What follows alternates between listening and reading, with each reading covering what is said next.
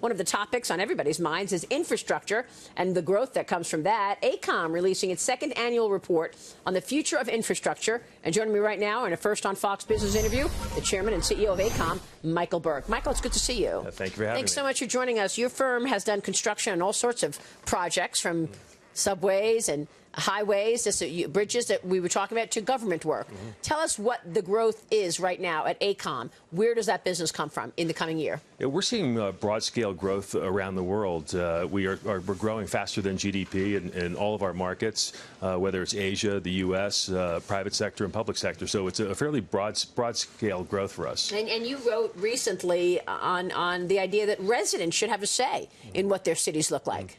Yeah, you know, that's one of the things that we've really been advocating for is a better collaboration between the public sector, the private sector, and the actual users of infrastructure. And so our report that we just issued this week really showed that the users of infrastructure want to have a say in where that infrastructure is, how it's paid for, and how it affects their lives. Now, before this most recent fight over the government shutdown and the border wall funding, it looked like the president was eager to do an infrastructure plan. We are looking at reports that the president is trying to revive efforts to win approval for a significant infrastructure plan lasting up to 13 years. Do you know anything about this? So we have heard the same rumors that you have. Certainly there's a lot of action in Washington right now around infrastructure. There's broad bipartisan support for an infrastructure bill, but we haven't seen any of the details out of this so-called infrastructure meeting that was held last week. Are you expecting AECOM to be part of any infrastructure project coming out of the White House? Absolutely. Being one of the largest players in this space in the U.S., we would be a prime beneficiary of any infrastructure bill. So what has been talked about? Where would the infrastructure projects be?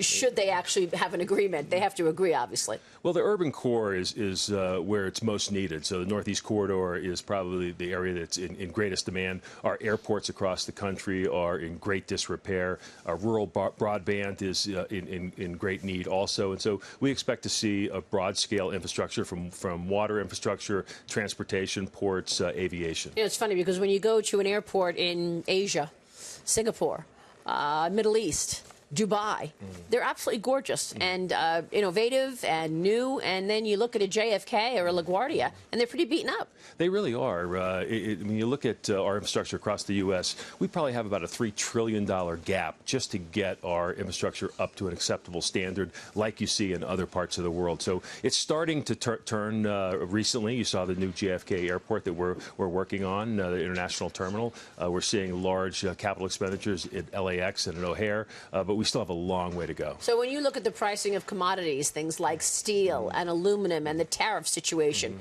what's the impact? So the impact of steel is not as big as one might expect, and we don't think that's going to be a major driver. It's a couple percentage points at most on the cost of the infrastructure that we're handling right now. So it's not going to be a big impact, but we hope that it does get settled because the uncertainty in the market is not helpful to any of us. Of course. How is the government shutdown impacting your business? So far it hasn't been an impact. We have about $4 billion of revenue from the U.S. government annually. About 80% of that is from the Department of Defense and the Department of Energy, which is totally funded through the end of the fiscal year in September. The other 20% has continuing obligations that need to be satisfied. But right now it has not had an impact, but if the shutdown continues, it will have a minor impact on our business. Now, the president has talked about fixing our roads and bridges and our airports, certainly in an infrastructure plan. You know the cost of these things better than most people. What would an appropriate cost of an infrastructure package be, in your view? Oh, it'd be close to $1 trillion, and I think that's just a start. But recognizing that today about 77% of all infrastructure in the United States is paid for by state and local governments. So the federal government is only about a 23% impact on our infrastructure. So that's a start. But the action that's happening right now is at the state and local level. That's where we're seeing taxpayers across the country that are voting on a broad basis for new tax measures to improve their infrastructure. Well, that's why somebody like Mayor de Blasio, Alexandria Ocasio-Cortez, wants to raise taxes.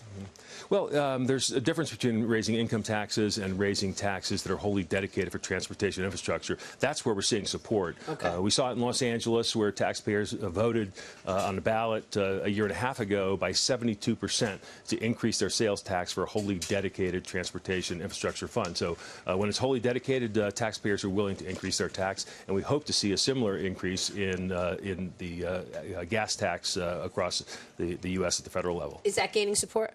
It is. We're seeing some support for it. We haven't seen an increase since 1993.